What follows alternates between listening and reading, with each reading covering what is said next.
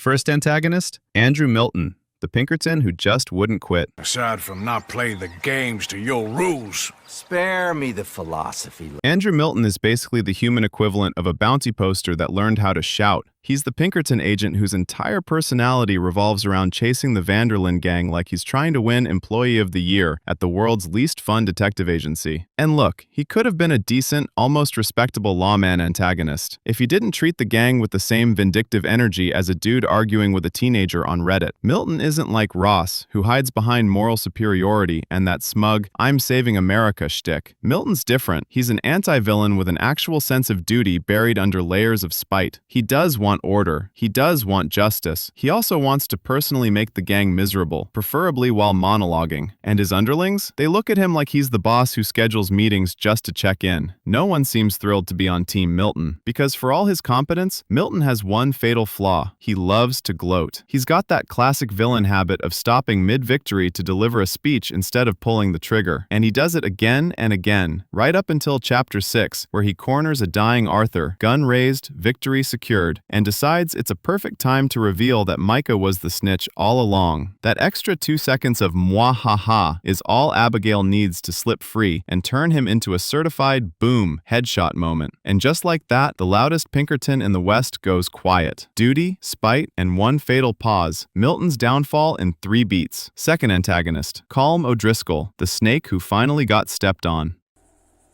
I like that about you. What are we doing here? Colm O'Driscoll isn't just an antagonist, he's the walking, snarling embodiment of pure outlaw garbage. If Dutch is the philosopher bandit, Colm is the rat king in a human suit. Their rivalry goes so far back it may as well be in the fossil record. Dutch kills Colm's brother, Colm kills Annabelle, but the twist? Colm eventually admits he didn't even like his brother. He just wanted an excuse to hurt Dutch. That's the level of snake energy we're dealing with. And yes, the snakeskin hat band is not accidental. Colm's whole vibe is axe-crazy outlaw chaos. He burns, pillages, murders, and treats his own men like disposable ammo. Dutch inspires loyalty. Colm hires whatever scum he finds in a ditch. Even Kieran, who's coerced into the gang, knows Colm would kill him whether he failed or succeeded. And tragically, he's right. Every moment with Colm is peak villainy. He writes letters full of fake remorse, only for you to realize they're coded instructions to murder witnesses. He kidnaps Arthur, hoping Dutch will storm in guns blazing. A classic Batman gambit designed to draw the gang into a trap. But the gamble fails spectacularly when Dutch doesn't come. Arthur's absence becomes the first big fracture in the dutiful son illusion. The wildest part? For all that buildup, Colm barely makes a dent in the bigger story. He's a relic of an older outlaw era, a big bad wannabe clinging to relevance as the world moves on. And his end is beautifully ironic. He plans to use the law to destroy Dutch, only for the Vanderlyns to use the law to destroy him. One last snake, finally cornered. Revenge, rattlesnakes, and a ruined rescue. Colm's downfall slithers full circle. Third antagonist, Catherine Braithwaite, the Southern Belle from Actual Hell. Whoa. Relax, I ain't here to rob you. Catherine Braithwaite is what happens when you take a sweet old Southern lady, dunk her in moonshine, racism, generational spite, and gasoline, then set the whole mix on fire. She's the arch-villainess of Chapter 3, the queen of Braithwaite Manor, the tyrant matriarch of a feuding plantation empire, and the kind of woman who could insult you, your bloodline, and your horse in one breath without smudging her lipstick. At first glance, she plays the cool old lady routine, sharp tongue, big personality, sons who obey her like she's the sheriff of the plantation. But that charm lasts about 5 minutes before the mask slips and you realize, oh, she's evil, like classic literature evil. This is a woman who still talks like slavery ended last Thursday and she's mad about it. She hates the Grays, she hates the Vanderlyn gang, and honestly, she probably hates gravity for making things fall. When Dutch and Hosea run their play both sides con, she sees through it with that petty, venomous intuition only a lifelong villain develops. And when her sons die at Arthur's hands, every ounce of her sass evaporates. She goes from steel spine to full-on hysterical meltdown, like a tea kettle possessed. And the toddler kidnapping? Absolutely peak Catherine. Why did she traffic Jack to the mafia? Because the gang stole her moonshine and her horses. Forget revenge is a dish best served cold. For Catherine, revenge is served immediately, and with wildly disproportionate consequences. Her ending is pure Shakespearean drama. Dragged by the hair from her burning manor, refusing to live with disgrace, she literally staggers back into the flames. Even death had to roll its eyes at her theatrics. Moonshine, madness, and a matriarch who chose fire over defeat. Fourth antagonist, Leigh Gray, Rhodes's drunk sheriff with one moment of actual competence. This county, it's a good name. And the state a whole lot. Leigh Gray is the type of sheriff you get when the town votes based on who buys the most drinks, not who can actually enforce the law. Every time you see him, he's either wobbling, slurring, or smelling like he took a bath in bourbon. He's not evil, at least not obviously, but he's definitely the kind of guy who'd forget his own badge at home and blame the dog. At first, he seems like an easy mark for Dutch and Hosea's play both sides con. He's oafish, lazy, and drunk enough to run a saloon and be its best customer. But beneath that pickled exterior beats the heart of a man who, occasionally, accidentally does his job. And when he finally sobers up enough to connect the dots, that the Vanderlyn gang has been manipulating both the Grays and the Braithwaites, he goes full, crouching moron, hidden badass. And shockingly, he pulls it off. This is the same man who can barely stand upright half the time, suddenly orchestrating an ambush that kills Sean, a fan favorite, and sends players into a grief-fueled rampage. Then he tops it off by taking Bill Williamson hostage, which is something even sober lawmen struggle to do. For about 30 seconds, Leigh Gray becomes the most threatening man in Rhodes. Of course, it doesn't last. Arthur ends the showdown the cowboy way, a dead-eye bullet straight to the skull. Boom, headshot, credits roll, and Lee's last thought was probably something like, maybe I shouldn't have skipped breakfast. Morally, Leigh sits in that weird gray area. Is he corrupt? Maybe. Is he incompetent? Definitely. Is he dangerous? Only when he's accidentally sober enough to function. Booze, blunders, and one brief burst of badassery. Fifth antagonist, Tavish Gray, the honorable Southern aristocrat who couldn't handle the truth. We've got gold, Yankee. We've got gold.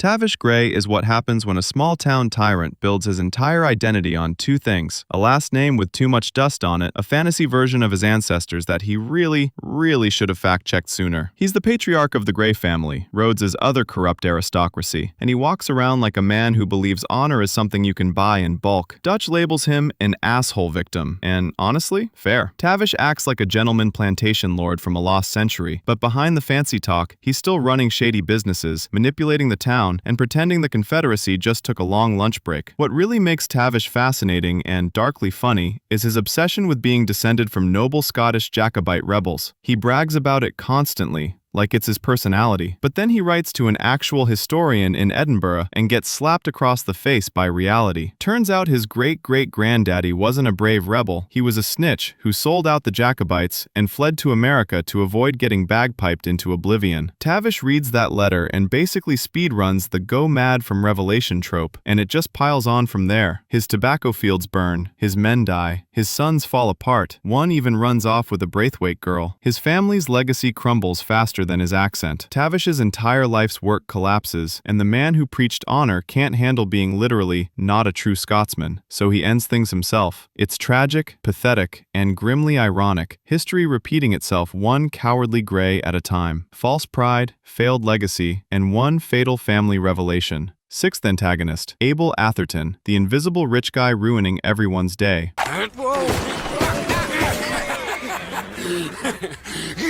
Abel Atherton might be the pettiest ranch baron in the entire American West, and the funniest part? You never actually meet him. He's like the final boss of passive-aggressive capitalism. Alliterative name, big money, bigger ego, and a goal straight out of a corporate villain starter pack. Buy every ranch in sight, or burn it trying. He's the arc villain of the first epilogue chapter, but he haunts the story like a ghost with a checkbook. Abel never rides into Pronghorn Ranch himself. He's far too wealthy to risk his manicure. Instead, he sends the Laramie Gang, a bunch of violent farmhand rejects who look like they were kicked out of a rodeo for bullying the livestock. They do all of Abel's dirty work, harassing workers, releasing cattle, torching buildings, even killing Gettys's men, all while Abel sits somewhere off-screen, sipping lemonade and practicing his rich guy smirk. This man is the king of Orcus on his throne, ruling from afar, letting everyone else bleed for his ambition. He's basically the Old West version of a guy who calls the cops on your property line while never leaving his porch. And the real kicker? He gets away with everything. Total karma Houdini. The Laramies get wrecked by John, the ranch survives, and Abel just continues existing. No showdown, no duel, no justice, just an unfought antagonist with a burning desire to own more grass. He's the perfect villain for a cowboy story, a greedy land grabber who causes chaos without ever showing his face, a shadow with a bank account, power, property, and a phantom pulling all the strings. Seventh antagonist, Henry Favours, the coward trying really hard to look brave.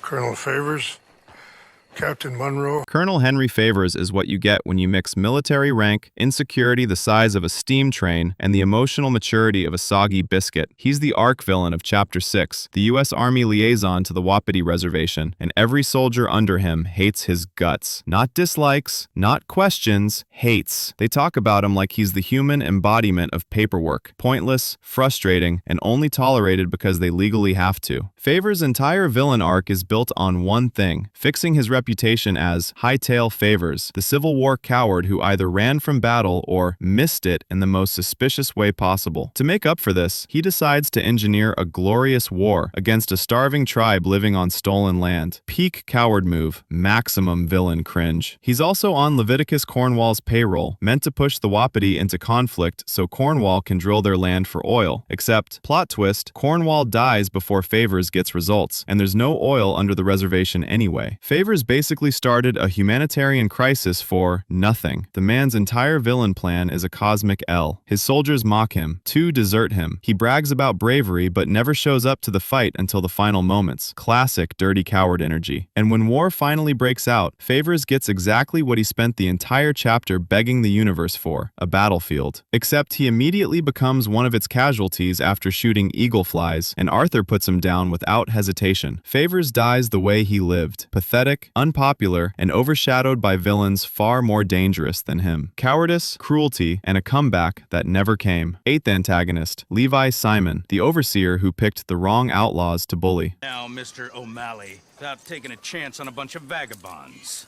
Behave. Levi Simon is the kind of villain who walks into a room, sees a bunch of half-drowned, starving outlaws washed up on a beach, and decides, yeah, I can bully these guys. A bold move for someone whose entire personality is Fussar's middle manager with a gun. He's the senior overseer on Guarma, which basically means he's the guy who does all the villain work while the actual boss, Alberto Fussar, sits in a palace doing evil spreadsheets or whatever. When Levi first meets Dutch and the gang, he's all smiles and hospitality, faux affably evil to the max. That polite tone that screams, I'm about to exploit you, but I'll offer you a drink first. And he really thinks he's in control. He thinks these soggy Americans are helpless, harmless, weak. What he doesn't realize is that Dutch's crew is basically a traveling disaster machine powered by trauma, caffeine, and questionable leadership. Levi abuses them, presses them into labor, and harasses them like they're interns on their first day. And shockingly, this backfires spectacularly. His mistreatment pushes the gang straight into the arms of the island's revolutionaries, and from there it becomes a full, nice job fixing it villain moment. Dutch, Arthur, and company tear through Fussar's operation so thoroughly you'd think they were filming an action movie. And the final showdown? A classic Mexican standoff. Levi and Fussar versus Dutch and Arthur. Levi thinks he's got the upper hand until the sea captain pops up like a chaotic Deus Ex fisherman and blows the whole thing apart. Levi dies realizing, far too late, that he never should have picked a fight with the world's angriest wet cowboys. Bad judgment, worse timing, and one spectacularly miscalculated power move. First antagonist,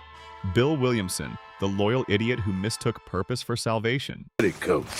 Ooh, the scary feller all covered in blood. Bill Williamson is one of those guys where the more you learn about him, the less funny he becomes, and then somehow, tragically, funny again. He's an ex-army soldier, dishonorably discharged, deeply insecure, aggressively loyal, and powered almost entirely by bad decisions and whiskey. A lot of whiskey. Born Marion Williamson, which, yeah, explains a lot. Bill spends his entire life running from embarrassment. His father drank himself into madness by mixing whiskey with moonshine like it was a science experiment, and Bill grows up terrified he'll end up the same way. And he does, just with guns. Bill tries reform school, fails. Tries the army, fails spectacularly. He fights Native Americans, comes back with trauma and racism instead of therapy, and gets kicked out for deviancy and attempted murder. That's not oops, I messed up dishonorable discharge. That's kind of please never wear a uniform again dishonorable discharge. Then comes the moment that defines his entire existence. He tries to rob Dutch and Hosea. They laugh at him. They already stole his ammo. And instead of killing him, Dutch does the worst thing possible. He gives Bill purpose. And Bill clings to that like it's the last bottle on Earth. From that moment on, Bill becomes the Vander Linde gang's blunt instrument. He's hot-headed, not especially bright, but tough, reliable in a fight, and absolutely ride or die for Dutch. Explosives? Bill. Need muscle? Bill. Need someone to argue with Tilly and then ruin stealth immediately? Definitely Bill. And to be fair, he tries. He plans robberies, he fights Pinkertons, he defends Arthur when Micah crosses a line. He even shows empathy sometimes, which feels illegal for him. But Bill's fatal flaw is fear. Not fear of death, fear of being alone again. So when Dutch starts unraveling, Bill doesn't question it. He doubles down. Loyalty over logic. Belonging over truth. By the end of Red Dead Redemption 2, Bill sides against Arthur and John. Not because he hates them, but because choosing them would mean admitting Dutch failed him, and Bill can't survive that. By 1911, he's exactly what he always feared becoming. A violent drunk, leading his own gang out of Fort Mercer, clinging to power, lashing out at anyone who reminds him of a better life he couldn't hold on to. When John comes for him, Bill doesn't see an old friend. He sees proof that redemption was possible, and that makes him angry enough to pull the trigger. Loyalty, fear, and a purpose that poisoned him slowly. Bill Williamson didn't fall from grace. He never knew how to stand on it. Second antagonist, Norman Deek, the right-hand man who lasted exactly one bad decision too long. Besides, Norm here is going to be my shield, ain't you? Norman Deek is what happens when you stand too close to Bill Williamson for too long and start thinking, yeah, I could do this too. He's Bill's second in command, Fort Mercer's loudest enforcer, and a man whose entire career arc can be summarized as promising menace and catastrophic timing. Born in 1877, Deek is younger than Bill, meaner in presentation, and absolutely desperate to look important. He's not the brains of the operation because Fort Mercer doesn't have brains, but he is the guy Bill trusts to stand beside him with a rifle and yell threats across a canyon like it's a team. Building exercise. When John Marston and Marshal Lee Johnson first confront Fort Mercer, Deek is right there on the escarpment, gun leveled, chest puffed out, acting like this is his villain debut. And to his credit, he commits. He leads the assault. He shoots first. He swears a lot, like Rockstar let him say a lot of bad words more than once, which immediately tells you he's not surviving long term. But then reality kicks in. Deek gets wounded, captured, and dragged back to Armadillo in cuffs. And suddenly this loud, aggressive outlaw becomes something far more dangerous to his own gang. Leverage. Marshal Johnson plans to interrogate him, squeeze him, maybe turn him into a living map of Fort Mercer. And the Williamson gang responds in the most unhinged way possible by kidnapping Bonnie McFarlane and threatening rape and murder like it's a negotiating tactic. Subtlety was not invited to this meeting. The exchange at Tumbleweed is where Norman Deek's story ends, and it ends brutally. Johnson brings Deek out, restrained. Bonnie's supposed to be released. And instead, Deek's own gang opens fire and kills him on the spot. No rescue, no hesitation, no loyalty speech, just bang, problem solved. And that's the thing about Deek. He wasn't killed by John. He wasn't killed by the law. He was killed by the exact outlaw logic he lived by. He existed to be useful. The second he stopped being useful, Fort Mercer erased him. His death barely ripples the story. It gets a note in the Blackwater Ledger, and that's it. No revenge arc, no justice. Just another name crossed out by a gang that learned loyalty from Bill Williamson. Power borrowed, loyalty conditional, and a hat that mysteriously respawned after death. Norman Deek didn't fall in battle. He was traded in and written off. Third antagonist, Agustín Allende, the revolutionary who rotted from the inside out.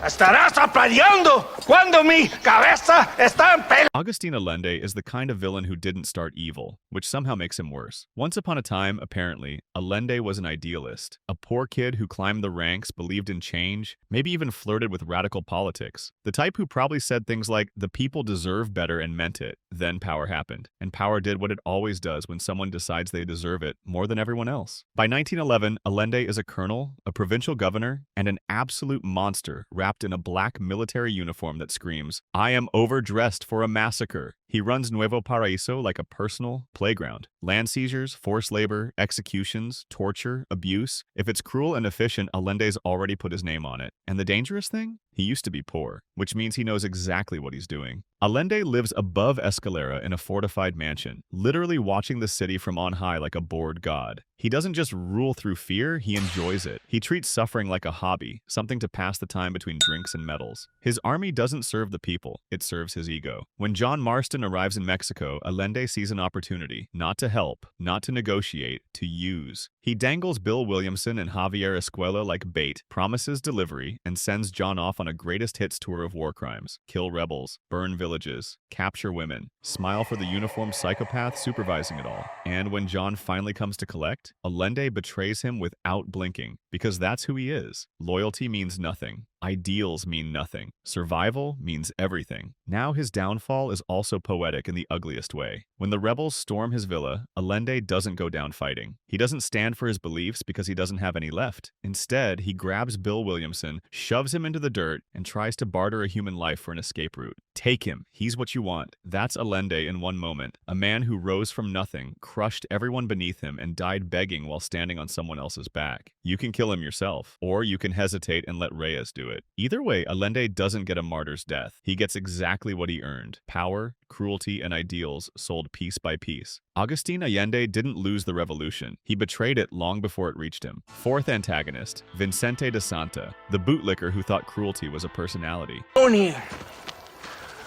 Have you heard? There's a war going on. Vincente de Santa is the kind of guy who hears power corrupts and responds with, okay, but what if I speedrun it? He's Allende's man on the ground, the captain who does all the dirty work so his boss can sip wine on a balcony and pretend he's a statesman. Born into a family of soldiers, de Santa never really had a choice. Uniform, discipline, beatings, and expectations. His childhood sounds less like a home and more like a military tutorial level you can't skip. His father beats him, calls him weak, calls him a girl, and somehow de Santa grows up thinking, yeah, this seems like a healthy foundation. By 1911, he's a captain in the Mexican army, which in Nuevo Paraíso basically means authority, zero accountability, as well as unlimited war crimes. And de Santa thrives. When John Marston shows up, de Santa plays buddy-buddy, smiles, jokes, that fake friendliness that immediately tells you this man is about to ruin someone's life. Then the missions start. Burn villages, execute civilians, kidnap women for the colonel. Every task feels like Rockstar asking, hey John, how uncomfortable do you want to be today? De Santa tries to kill John repeatedly, but never directly. He sends him on suicide missions with incompetent soldiers, hoping nature, bullets, or sheer bad luck will do the job. Peak coward energy. This is a man who will absolutely stab you, just not where witnesses exist. Then comes the church betrayal. Bill and Javier are inside. They are not. Instead, John gets knocked out, tied up, and lined up for execution like it's open mic night for firing squads. De Santa finally thinks he's won, until Reyes interrupts and everything goes to hell, again. When De Santa finally gets caught, the mask comes off completely. No bravado, no speeches, just a sad, panicking bully getting beaten by the people he terrorized. He lies one last time, sending John into an ambush because, even broken and bleeding, he needs to feel important. You can kill him yourself, or you can walk away and let the rebels finish it. Either way, nobody mourns him. Cruelty, cowardice, and career bootlicking. Vincente de Santa didn't die for his country. He died because he thought being feared was the same thing as being strong. Fifth antagonist, Captain Espinoza, the true believer who set everything on fire and called it patriotism. De Santa, ¿por qué tardaste tanto? ¿Y quién es este gringo?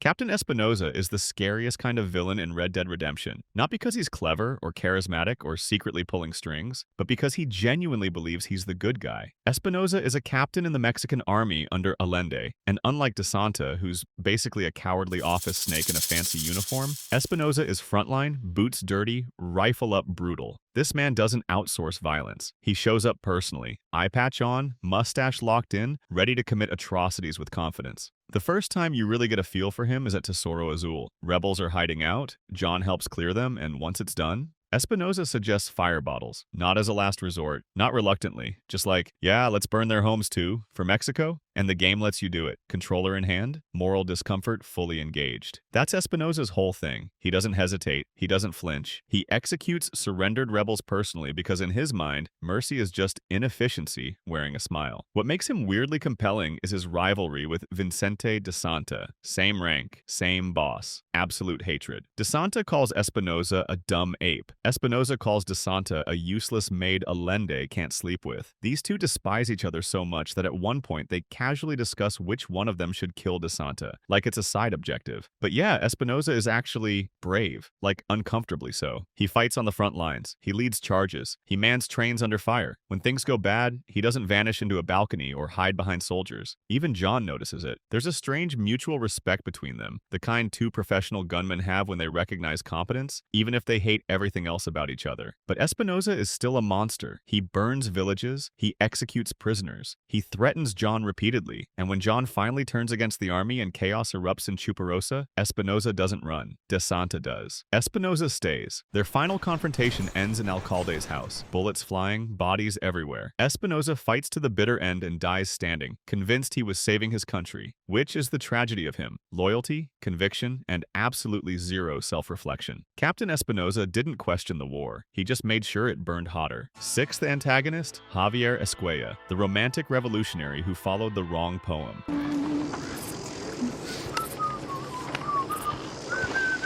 Javier Escuella is tragic in that very Red Dead way where you don't notice it at first, because he's busy playing guitar, dressing better than everyone else, and generally acting like the coolest guy at camp. And honestly, for a long time he kind of is. Javier grows up in Nuevo Paraíso watching the system chew people alive. His uncle gets castrated and fed to pigs for suggesting fair wages. Just a normal childhood memory that definitely won't shape your entire worldview forever. His mother tells him to accept peasant life. Javier does not. So he becomes a revolutionary, a bounty hunter, a man with ideals and a gun, and absolutely no chill. When he flees to America, starving and unable to speak English, fate does the funniest thing possible. It has him meet Dutch van der Linde, while both of them are stealing chickens. Dutch feeds him, clothes him, gives him a cause, and just like that, Javier latches on. Not to the gang, to the idea of the gang, to Dutch as a symbol. That's the key to Javier. He's loyal, but not to people. He's loyal to meaning. In RDR2, Javier is still mostly good vibes. He helps rescue John in a blizzard. He rides with Arthur. He refuses to rob a stagecoach full of women and kids. He sings, jokes. He feels like someone who might actually make it out if the universe were kinder. But the cracks show. Blackwater happens. Dutch kills Heidi McCourt, and Javier stays. As Dutch spirals, Javier doesn't question it. He reinterprets it. He gets colder, sharper, suspicious of Arthur and John. By Beaver Hollow, he's defending Dutch out of habit more than belief, and during the final standoff, he's the only one who can't bring himself to aim directly at his old brothers.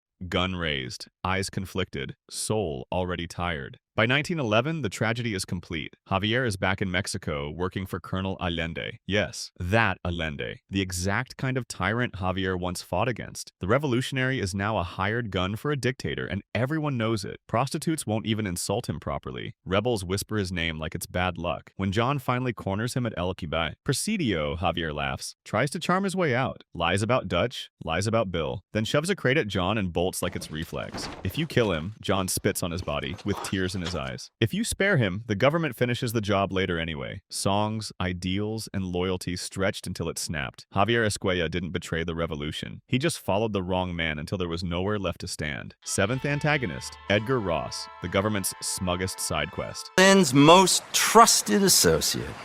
You've read the files. Typical. Edgar Ross is the kind of villain who doesn't twirl a mustache because he is the mustache. He's not an outlaw. He's not a gang leader. He's not even some grand final boss gunslinger. He's bureaucracy with a revolver, a walking federal form you can't stop signing. Ross is born in 1861, goes to fancy schools, does the whole educated lawman pipeline, and ends up in the Pinkertons because of course he does. And in RDR2, he's Milton's junior partner, the little assistant manager of misery who follows you around like a receipt you can't throw away. The first time he shows up properly, Arthur's out fishing with little Jack. Peaceful moment, birds chirping, vibes immaculate, and then here comes Milton and Ross like, hello yes, we're here to ruin your childhood memory. Milton tries the turn, Dutch in deal. Arthur tells them to eat dirt, and Ross, being the petty goblin he is, mockingly tells a 4-year-old Jack to enjoy fishing while he still can. Bro, he's 4. That's not law enforcement, that's hater behavior. Ross stays in the background through RDR2, but you can feel him leveling up. He's there when Hosea gets executed. He's there when Cornwall is pressuring Milton, and when Milton dies, Ross doesn't get sad, he gets promoted. Suddenly he's yelling orders at Beaver Hollow like he's the new raid leader, and everyone better follow mechanics. Then the epilogue hits. 19-0. Ross and Fordham find Micah's corpse and basically go,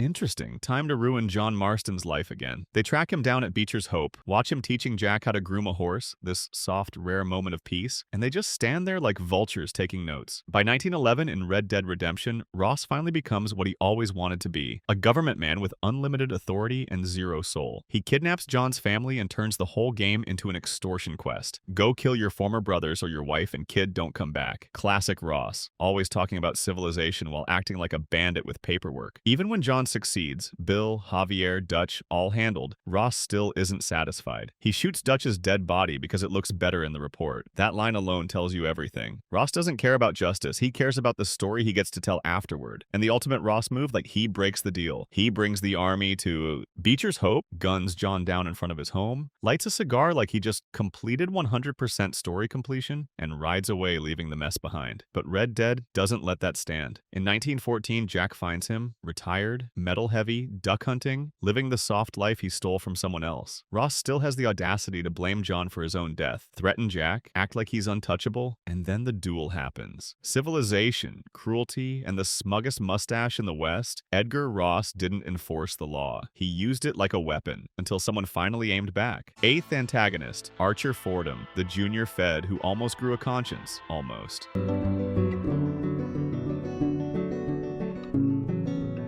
Archer Fordham is what happens when the government hires a young guy who actually believes the brochure. He's ambitious, sharp-eyed, physically capable, and just naive enough to think he's one promotion away from being the good guy in this story. Fordham joins the Bureau of Investigation in 1907, right when it's brand new and still pretending it's not just Pinkertons with better branding. Edgar Ross scoops him up immediately, because of course he does. Every soulless bureaucratic villain needs a protege who still has hope they can slowly crush. We first really clock Fordham in RDR2, standing next to Ross on Mount Hagen, staring at Micah Bell's corpse like two men who just found a plot coupon. They trail clues, spy on John Marston teaching Jack how to brush a horse, another peaceful moment ruined by federal surveillance, and silently agree, yep, that's our guy. No warrant, no proof, just vibes and authority. By 1911, Fordham is Ross's right-hand man, and together they pull their signature move, kidnapping John's wife and kid and calling it law enforcement. Fordham doesn't question it. He escorts John to the train station like this is all very official and very necessary. He's aggressive, direct, and far less subtle than Ross, more kick the door down than smile while stabbing. What makes Fordham interesting, though, is that he's not fully hollowed out yet. In Nuevo Paraíso, he actually reacts to John's choices. Bring Javier in alive? Fordham approves. Kill him? Fordham gets annoyed. Which is wild because he still absolutely helped kidnap your family. But hey, standards. As the hunt for Dutch ramps up, Fordham fights alongside John. Shoots well, holds his ground, does the job. And when Dutch finally throws himself off that cliff, Fordham thanks John. Genuinely. Tells him he's made his country proud. For a brief moment, it feels like maybe, just maybe, this nightmare is over. And then Beecher's hope happens. Fordham shows up with Ross and the army to execute John anyway. No hesitation, no protest. He lines up with the firing squad and proves that when it comes down to it, loyalty to the badge beats respect every time. Depending on the player, Fordham might die there, or he might live long enough to realize what he's become. That's Fordham's tragedy. He wasn't born a monster, he was trained into one. Ambition, obedience, and a conscience that never quite fired. Archer Fordham didn't stop the machine. He just learned how to march in step. 9th antagonist, Leviticus Cornwall, the robber baron who thought money made him bulletproof. No, I have heard it before. And get that army man to pay his portage charge. Leviticus Cornwall isn't an outlaw. He doesn't ride with a gang. He doesn't get his boots dirty. He's worse. Cornwall is capitalism with a face, a beard, and a train schedule. The kind of man who doesn't pull the trigger himself, but signs the paper that decides who gets shot and why. He owns railways, mines, oil companies, freight yards, basically every logo you keep accidentally robbing in RDR2. And every time you do, Cornwall takes it very personally. The train robbery near Coulter, that's the moment you unknowingly aggro the game's richest NPC. Hosea says it's a bad idea. Dutch ignores him. Cornwall notices. And from that point on, Cornwall turns his infinite money into infinite Pinkertons, personally funding the Vander Linde gang's worst nightmare like it's a subscription service. And Cornwall doesn't just hate outlaws, he hates inefficiency. Workers strike, he threatens them. Miners die, production must continue. The Wapiti live on land he might be able to drill someday? Cool, let's sponsor a small ethnic cleansing just in case there's oil. He bankrolls Colonel Favours, undermines the federal government, and still calls himself a respectable businessman. Absolute menace behavior. What makes Cornwall fascinating is that he genuinely believes he's better than Dutch. Dutch robs banks. Cornwall robs entire regions. Dutch even calls him out on it. You kill, you rob, I rob. The difference is scale. Cornwall destroys communities and then checks his pocket watch while it happens. His death scene is pure irony. Dutch decides to confront him socially eventually demands 10 grand, a boat, and safe passage. Basically tries to mug late-stage capitalism itself. Cornwall refuses because of course he does. He's never said yes to anyone without a contract. So Dutch shoots him. And Cornwall, this untouchable titan of industry, falls into the water like a sack of very expensive potatoes. And it changes nothing. The Pinkertons don't stop. The Wapiti still lose their land. Oil drilling still happens, and turns out there wasn't even that much oil. Cornwall's companies keep running without him. The man dies, but the machine keeps going. Newspapers call his death unthinkable. NPCs gossip about it like they saw a god bleed. And yet, Cornwall gets exactly what every robber baron fears most: irrelevance. Money, modernity, and blood on clean hands. Leviticus Cornwall didn't lose because he was weak. He lost because he finally stood close enough to be shot. 10th antagonist, Angelo Bronte, the city boss who forgot the swamp bites back. Excuse me.